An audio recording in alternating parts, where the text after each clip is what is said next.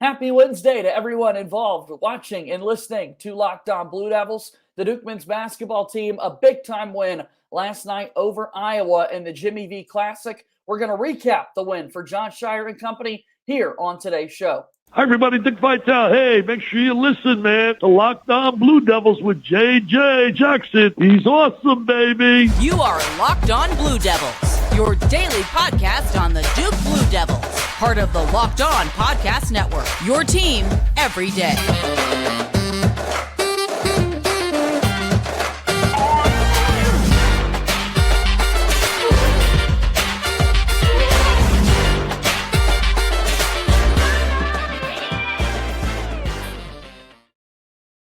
Hello, everybody, and welcome into another episode of the Locked On Blue Devils podcast. My name is JJ Jackson. It's so great to have you here with us on this Wednesday, December 7th, 2022, as we take time to recap Duke men's basketball's victory over Iowa last night in the Jimmy V Classic at Madison Square Garden. Really cool to have Dick Vitale, the intro each and every time we do a Locked On Blue Devils episode. And yet again, Dickie V on the ESPN broadcast for the game last night. He did the same for Ohio State. So Duke keeps winning some games this season when Dick Vitale's on the mic, and we're going to talk about the awesome game from the Blue Devils, 74-62, the final score in that one. If you haven't done so already, please be sure to follow our show on YouTube, subscribe to our YouTube channel to watch the show daily. We're also available wherever you get podcasts. Subscribe there as well, as this show goes up each and every weekday. Please be sure to leave us a 5-star rating and written review. The podcast platform,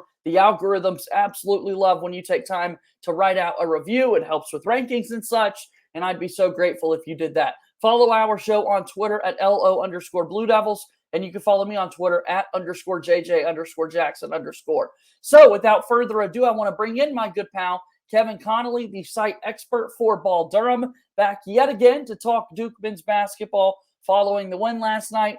Kevin got to be in venue. He was at Madison Square Garden to see all the action unfold. So, Kevin, good morning to you. Glad to be recapping last night's game. JJ, great to be with you and finally back for a win. Last two times were losses, finally back for a win, so it feels good. Anytime you and I can recap wins, I'm going to sign up for this every single time. And so for Duke, a really fun game, 74-62, the final score over Iowa. What stood out to you first and foremost with Duke last night? Well, I think it was two things. First, it was the defense. I think that might have been Duke's best defensive performance given the opponent. Like, I'm not throwing in the Jacksonville and Bellarmine and Delaware games. I think against a quality opponent, that was their best defensive performance of the season. I mean, Iowa came in averaging nearly 87 points per game. They have an All-American candidate in Chris Murray, and Duke really shut them down. They couldn't do anything. Murray came in averaging 21 points and just over 10 rebounds. I think he put up numbers in terms of close to a double-double with 8 points and 7 rebounds, something like that, but he only took 9 shots. I mean, Mark Mitchell and Derek Whitehead really took him out of the game. And the other thing that really stood out was Jeremy Roach. I mean, he played that game at his pace, under his control from the opening tip. So I think the defense and Jeremy Roach were the two biggest standouts for me last night. Yeah, one of the last conversations we had recapping one of these big wins, it took a while for us to get to the defensive portion of the praise and wanted to talk about so many other things. But I think defense has been such a big thing for the Duke basketball team early, and it's even more so impressive because there are so many freshmen that are out there on the floor for the Duke Blue Devils during runs like this. And so to pick up a 12-point victory over Iowa, to limit their best player in the way that they did, like you said, averaging coming into the game nearly 87 points per game, and Duke holds them 25 points below the mark. Incredibly inefficient shooting the basketball. Duke does such an outstanding job defending the three-point line as well. And that's the other thing, Kevin. It really didn't feel like Iowa was making the three-point shots that the Hawkeyes needed to truly keep them in the basketball game, and you can give Duke some credit for that. Yeah, Iowa was just 3 of 16 from three-point range last night, and it almost felt like a March-esque game. It's like Iowa's a team that you'd find in the round of 32 with a really good player, a team that can get hot from three, and that's how upsets are made. And I think last night proved how Duke can win in March. I mean, the offense is still slowly coming along. You're seeing flashes here and there that the offense will be there, hopefully, in this next stretch of the season. They only have 3 games between now and the new year, which that's really where you want to see the offense take off once we get to the new year. But you're seeing that this team can win in March with their defense, because defense travels, like they say in football, and defense can show up every night, even when shots don't fall. So I think last night was a really good benchmark for how this team could play when the games are do or die in March. All right, let's talk about rebounding now. Before we get to more of the individual performances, once again, Duke wins the rebounding battle outright 45-35, plus 10 in rebounding margins, which is back to Duke being dominant on the glass. Once again, we really love seeing that. 11 offensive rebounds for Duke, again, coming into the game, as we talked about on the preview show yesterday. Duke is number 2, according to KenPom, in Division I basketball with offensive rebounding rate. And again, out of 363 teams, to be number 2 at something, that's really special. And for the Hawkeyes, they were like 270 in defensive rebounding rate. So it really felt like that could be an advantage for Duke to make sure they dominated on the boards. They did that. How important do you think that was last night? Well, it was really important. I think you even saw it more in the second half. I thought Iowa did a decent job keeping Duke off the offensive glass in the first half. I think they only might have had 1 offensive rebound in that first half, but then Duke really exerted their will in that second half. And I said it also before the game too. I mean, if you just looked at the players each team puts on the court and their size, Iowa in their main rotation, nobody was taller than 6'9".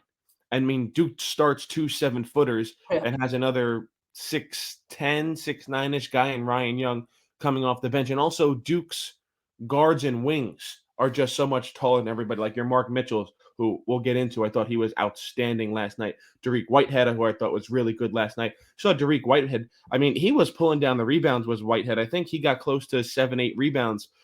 So just the way Duke has been gang rebounding, I think that's the most important, because they can really rebound on the floor 1 through 5. And again, that's going to help when these games become more important in March.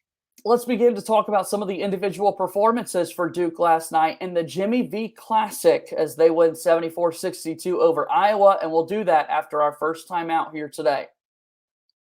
Locked On Blue Devils is brought to you by our friends at LinkedIn. Everyone knows that making that next hire is so important. If you're operating a small business, it could be a high-stakes wager. You want to be 100% certain that you have access to the best qualified candidates available. That's why you have to check out LinkedIn Jobs. LinkedIn Jobs helps you find the right people for your team faster and for free. You can add your job in the purple hashtag hiring frame to your LinkedIn profile to spread the word that you're hiring. Simple tools like screening questions make it easy to focus on candidates with just the right skills and experience, so you can quickly prioritize who you would like to interview and hire. It's why small businesses rate LinkedIn Jobs number 1 in delivering quality hires versus leading competitors. LinkedIn Jobs helps you find the qualified candidates that you want to talk to faster. Post your job for free at linkedin.com/lockedoncollege. That's linkedin.com/lockedoncollege to post your job for free. Terms and conditions apply. All right, we're moving forward here on today's episode of Locked On Blue Devils. JJ Jackson alongside Kevin Connelly, who is the site expert for Ball Durham. Tell me a little bit about the website you've got up and running, Kevin. Well, JJ, funny you mentioned that. We're throwing something new into the realm. We just started this week at Ball Durham. Every day, right around between 7 and 8 o'clock Eastern time, we're posting almost like a newsletter. It's going to give you a couple things that happen in the Duke athletics world, and we're just going to break it down, give you a little snippet of it. So we've debuted that here starting this week. So head on over to balldurham.com every morning. Obviously, we'll still have our other stuff about games and opinions and all that stuff, but maybe like these little news clippets that go maybe under the radar, we're going to throw a couple of them each day into one article. So you can have your coffee and your donuts and catch up on everything Duke athletics. So balldurham.com. Follow us on Twitter at @ball_Durham. So trying to throw a new curveball at you to keep everybody on their toes. Look, I'm sitting back in the box waiting for this curveball to come, and I'm absolutely going to take advantage of that awesome offer again at Ball Durham. So Duke wins last night, 74-62 over Iowa, a 12-point margin. Duke had a 6-point lead at halftime and then went on to win the second half by 6 as well. Funny enough, both halves, the individual performances on the floor, Duke won the first half by a score of 37-31. They won the second half by a score of 37-31. And then in the second half, Duke was able to get that lead up to as high as 16 at one point before that final 12-point margin. It really did kind of feel like a dominant sort of wire-to-wire performance for Duke against a Big Ten school. Yeah, and I think it should have been more than 12. I think the final point difference should have been more, because if you look at that first half, I think Duke got up 12, and then they didn't make a field goal in the final 3 minutes and 49 seconds, and Iowa got back in it and got back within 6. And the same thing kind of happened in that second half. I think you said like it was 16, 18, somewhere around there. And then Duke, you saw they kind of took their foot off the gas. And I was in the Garden, and I look up at the scoreboard, and I'm like, okay, it's 12. I look up again, I'm like, okay, it's 8. And they're still like just over like a minute and a half to play. And then they go on a 6-0 run. Mark Mitchell, big breakaway dunk to end the game. So there was parts where I think you kind of saw some youth where it's like, all right, the game was never in question. The outcome was never in question. You always thought Duke was going to win once they kind of went on that run in the first half to go up by 12. But you saw parts where like they kind of stopped playing. They kind of got a little bit complacent, but ultimately they still had enough in the tank to formulate another run and secure the victory. Some individual performances for Duke. Kyle Filipowski, 12 points, 10 rebounds, 4 straight weeks. He's been the ACC Rookie of the Week, and he turns in yet another double-double. Yeah, he's Mr. Consistent just about. I mean, every time you look up, it's a double-double. That's a good way to look at it, yeah. Yeah, it's controlling things. It seems like he never, or at least recently, he's always controlled. He's never out of character. He always stays within his own body tempo.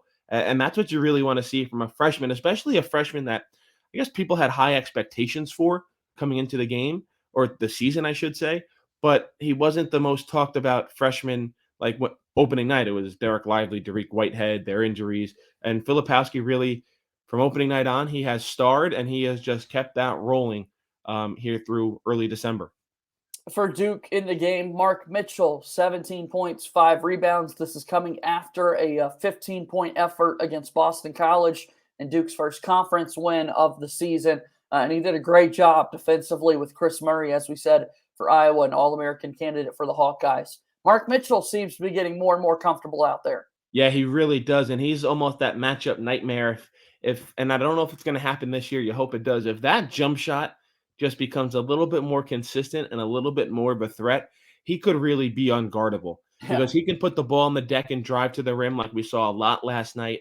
And then you start working in those shot fakes to get the defense off their feet, to get that extra bit of breathing room where you can drive and pull up. I think Mark Mitchell, that might have been outside of opening night where he was really special. I think that might have been his best game as a Blue Devil. He was really good on, and that's an elite two-way player for Duke. Jeremy Roach, we talked about him a little bit earlier, 22 points. He ties his career high in scoring. Took one last shot there at the end, a pull-up to try and set a new career high. It just wouldn't go. So ties his career high with 22 points and went 3 of 6 from three-point range. Impressive shooting effort there from Roach. You had a great game. And there were some shots where, like, he had an open, easy look from 3 and, like, passed it up to take a more difficult shot and still made it. I mean, he was on his A game last night. The way he was cutting to the rim, just like I said earlier, he controlled everything. And he controlled it offensively. He controlled it defensively. Duke, the offense, there was parts where you were like, oh, this isn't great. But, like, it was just always give the ball to Roach, and you knew something good was going to happen last night. That's how good he was. Really impressive stuff there from Jeremy Roach on the win for Duke last night. Again, 22 points for the captain of the Duke Blue Devils. Dariq Whitehead had what many people believe to be his best game in a Duke uniform. It's so critical that he gets back into healthy playing shape along with Derek Lively II. We'll talk about those two guys in particular after our last time out here on today's episode of Locked On Blue Devils. Locked On Blue Devils here today is brought to you by our friends at BetOnline. That is the #1 source for sports betting information, stats, news, and analysis. Get the latest odds and trends for every professional and amateur league out there. From football to basketball to soccer and esports, we've got it all at BetOnline. And if you love sports podcasts, you can find those at BetOnline as well. We're always the fastest and easiest way to get your betting fix. Head to the website today or use your mobile device to learn more. BetOnline, where the game starts. Final few moments here on today's episode of Locked On Blue Devils. JJ Jackson alongside my buddy Kevin Connelly, the site expert for Ball Durham. Send him a follow on Twitter at Kevin Connelly24. So Dariq Whitehead, 8 points, 6 rebounds, 3 assists, had some really impressive drives to the basket that we hadn't seen really so far this season from him. I was really impressed with the effort that he turned in last night. Yeah, like you said before that break, I thought it was his best game as a Blue Devil as well. The aggressiveness stood out to me. I don't know if it was because he was kind of playing back like a hometown game. He's from Newark, New Jersey, about 25 minutes away from the Garden. I think he had some family in the stands, if it was just playing in the Garden, or probably a little bit of both. It was that combined with he's getting more comfortable. He's getting healthier. And you can see that on the court. A couple of threes went down for him, and a big end one. And like I said, rebounding-wise, he was sensational. He was aggressive, and that's what you want to see, especially someone coming off a foot injury, a lower leg injury, is they don't really want to be diving on the floor for loose balls. They don't really want to be mixing it up among the trees down low for rebounds. And that's what you saw him do last night, and I thought it was really encouraging, his performance. 9 wins for Duke now on the season, just 2 losses for the Blue Devils on Saturday. They'll be back inside Cameron Indoor Stadium, a non-conference matchup with Maryland Eastern Shore, their last non-con game of the year before we jump it heavy into ACC conference play for the Blue Devils. I want to talk for this Duke team, 7 of 20 from the three-point line against Boston College. They were 8 of 20, so kind of settled on that 20 shot attempts from three-point range. And then for Duke, 13 assists on 28 made shots in last night's win against Iowa. At this point of the year, 11 games into the season, how are you feeling about three-point shooting and then sharing the basketball ball distribution as well? 3-point shooting, it's some days I'll feel good. Some days it's kind of one of those things where they have potential. Like, Roach can be a good shooter. I think we haven't really seen it as much at Duke, but we saw it over the summer in the international tournaments. Tyrese Proctor can be a good shooter. Dariq Whitehead, his shot doesn't always look great, but it has potential. Obviously, Kyle Filipowski has potential from outside, as does Jacob Grandison, and so on and so forth. But sometimes they fall in love with the three-point shot a little bit too much. So, like early in the game, if that shot's not falling, go inside, get to the basket, get to the free throw line. Sharing the ball, I think it's coming along much more rapidly than many people would like, or I should say hope, but it's still positive. I thought last night was really good, and that's how you get a defense off balance. You got to move the ball. Ball moves faster than defenders' legs do. So you move the ball, you find the open shot, you get it inside, you create mismatches with screens. And I think because again, remember, Jon Scheyer, this is his first time really doing this as a head coach. I mean, you can draw up plays and you can give your input as an assistant as much as you'd like, but it's different when you're the guy calling all the shots. So I think it's steadily improving. It's coming along, maybe slower than some people had hoped.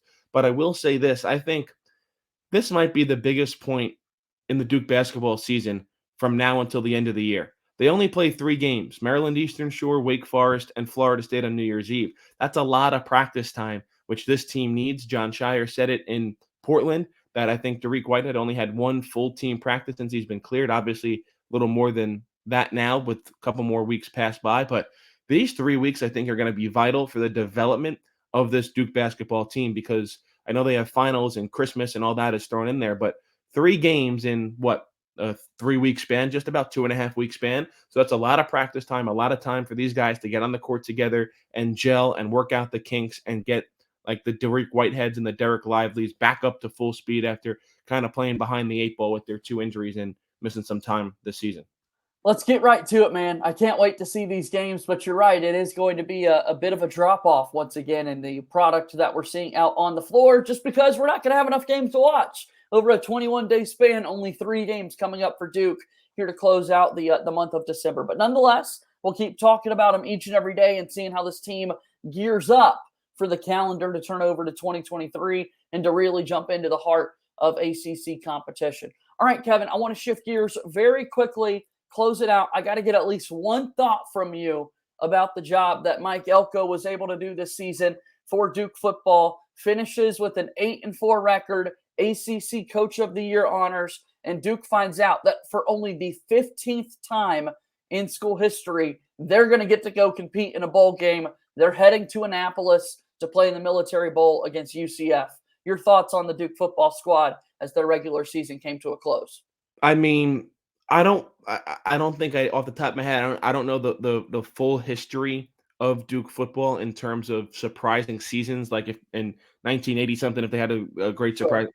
But I think this has to be one of the most surprising seasons in the history of Duke football. I mean, projected to be one of the worst teams in the ACC, and really they came a questionable pass interference call away from playing in the ACC championship game. Right. I mean, it was incredible to watch. They were fun. They were competitive. They were never out toughed or out physicaled in a game. I mean, Mike Elko then, he's now up for the National Coach of the Year award. It was incredible, and I think they have a really good chance. I didn't see any of the lines or whatever, but I think they can win their bowl game.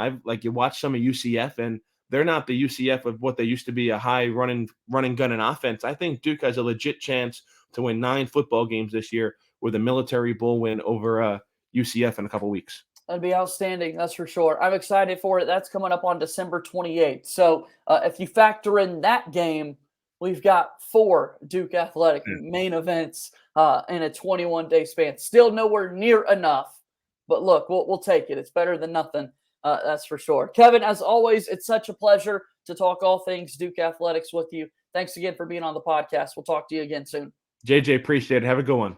That's my buddy Kevin Connelly, the site expert for Ball Durham, joining us here on the program. And that's going to bring our show to a close. Really looking forward to tomorrow's show as well. Jason Jordan from Sports Illustrated will be back with us, Locked On's recruiting insider, to talk Duke men's basketball recruiting.